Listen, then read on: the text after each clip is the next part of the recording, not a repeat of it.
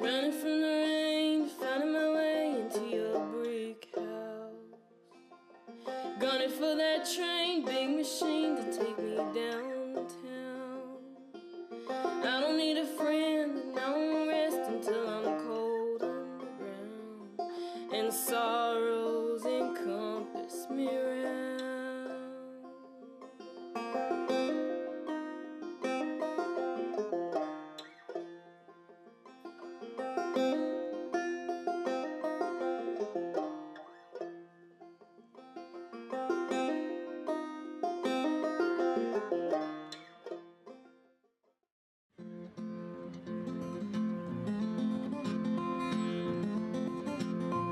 Says the road is rough and rocky long, but it won't be rocky long. Thoroughbred racing and hee-haw are bringing some images for Kentucky's sons, venturing beyond the Mason-Dixon. Anywhere in Appalachia's as far as you can get from our house in the projects. Yet, a mutual appreciation for fresh greens and cornbread, an almost heroic notion of family and porches, makes us kinfolk somehow. But having never ridden bareback or side saddle, and being inexperienced at cutting, hanging, or chewing tobacco, yet still feeling complete and proud to say that some of the bluegrass is black, enough to know that being colored and all is generally lost somewhere between the Dukes of Hazzard and the Beverly Hillbillies. But if you think making shine from corn is as hard as Kentucky coal, imagine being an Affrilachian poet. Frank X. Walker.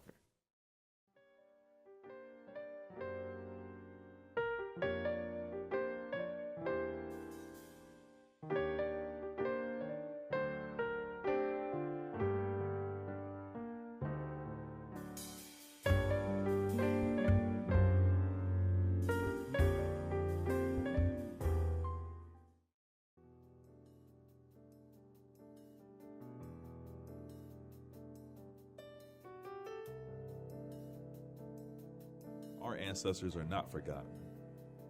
Unity of families will last, reconnecting with their past, remembering the years of long ago, often seeking information to know. Our ancestors' life from coast to coast, traveling 100 years back, searching for kin and staying on track. Emma J.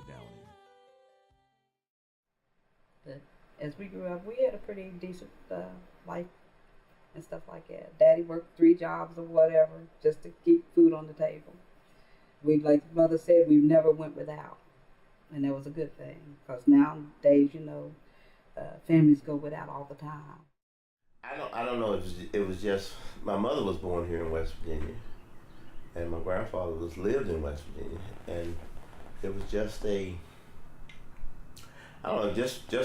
rule of thumb that the grandkids were supposed to come back and live with grandfather. That's all I know. I lived with my Aunt Alice, which is my mother's sister, and she just took care of us. That was my second mother.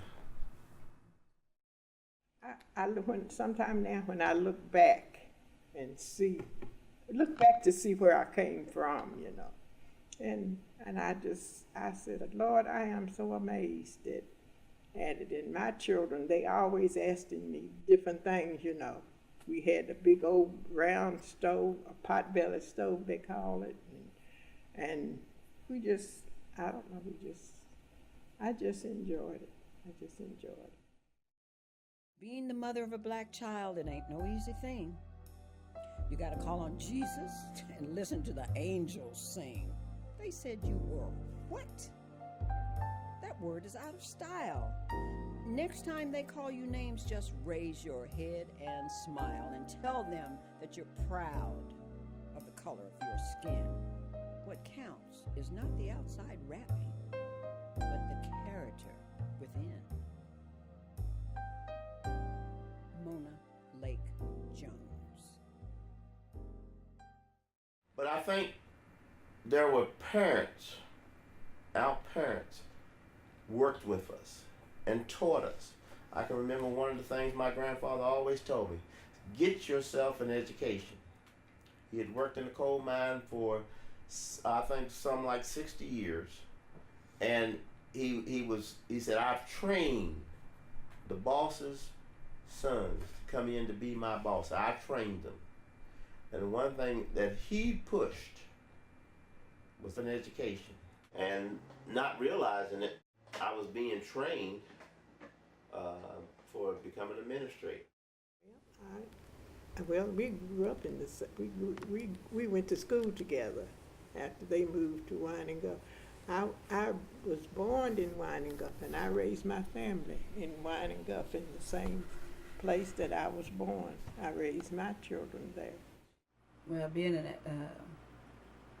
in the generation that I grew up in, it wasn't bad. Of course, I had a overprotective mother, because my mother coddled me from. I would go to work with. I never went to town unless I went with my mother until I was 16, and then I started branching out. That's where I met my husband, doing one of those things where I decided that I was going to go see what was on the other side without my mother. Well, one thing they don't know anything about it. The generation now, they don't know, like we say, she said the black potbelly stoves and things, even though they had them then. But them, they didn't mix. So they know nothing about the things that we talk about now, even though their daddies was coal miners and things, but it's looked like they weren't experiencing the same thing that we were experiencing. And then, I mean, even though we were there together, we didn't mix as worshiping together or playing together or whatever, And now it's just totally different.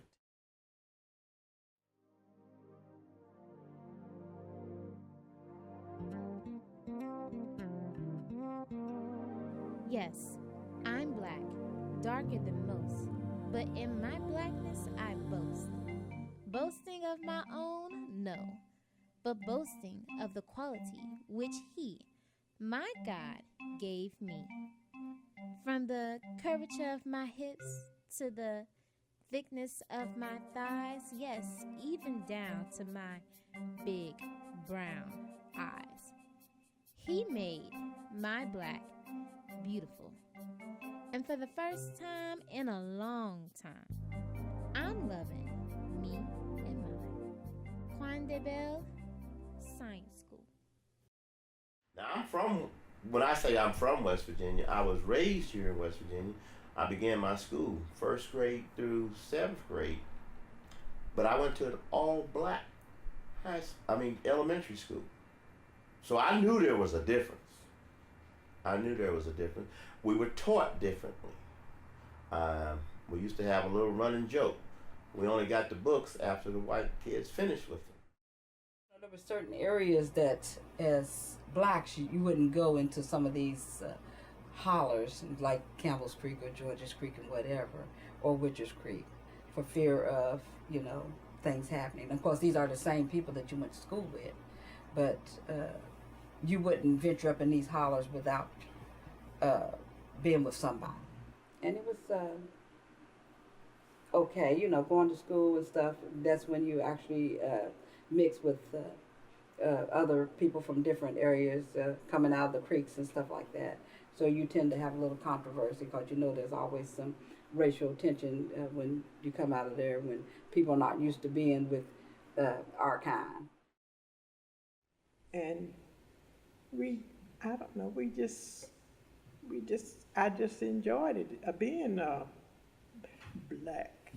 Now they would rather you say black than to say what African American or whatever.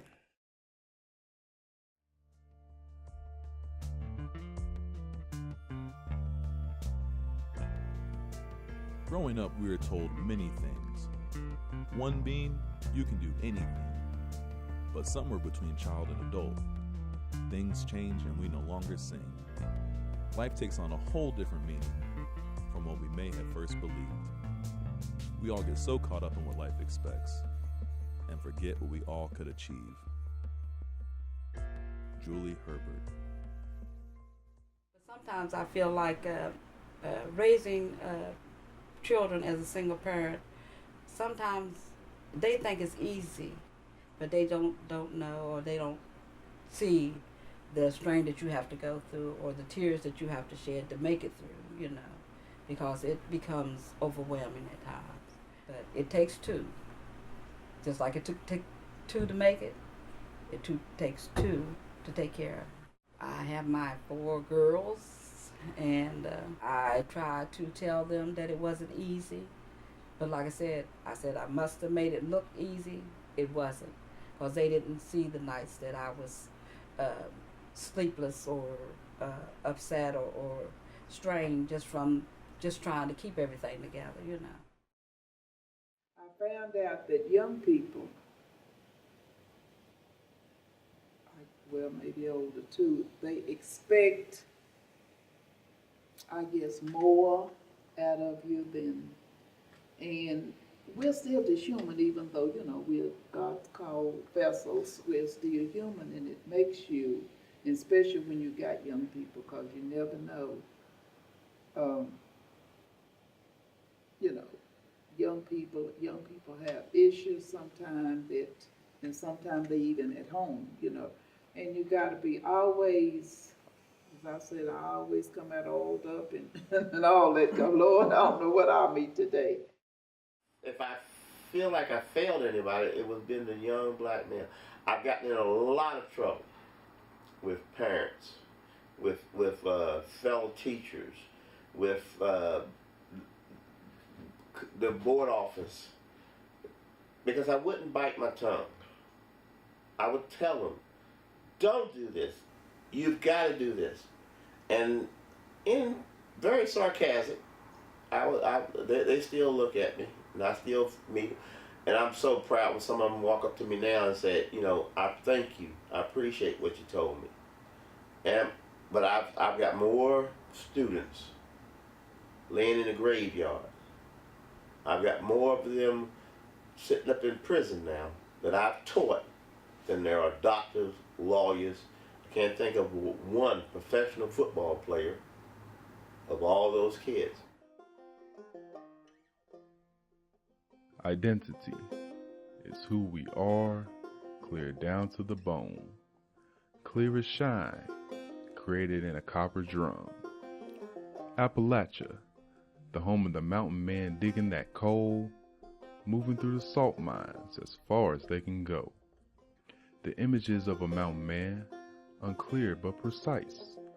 Mason jar running over, shine to steal for 3 nights. Identity found in these hills oh so green, represented unequally, diluted what Appalachia means.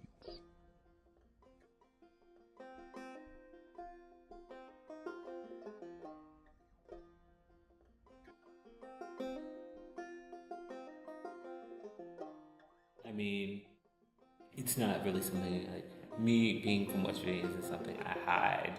I mean, it's just like something that I try not to let that be a defining factor of me. 6-barrel shotgun, loaded revolver at the gates of hell. Revival 10 2-step, whiskey drinking at a cheap motel. You dig my grave, dig it deep until these church bells ring, and sorrows encompass me round. Are you tired of me, darling?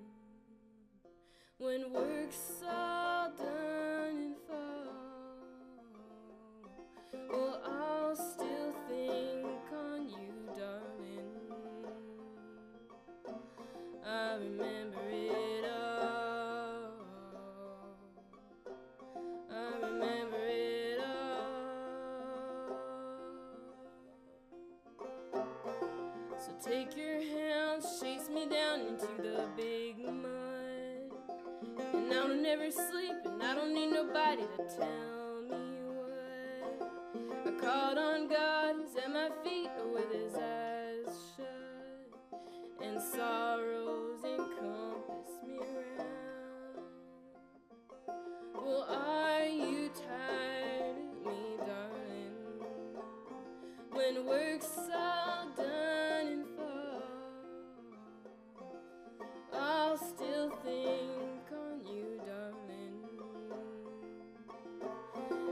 remember it.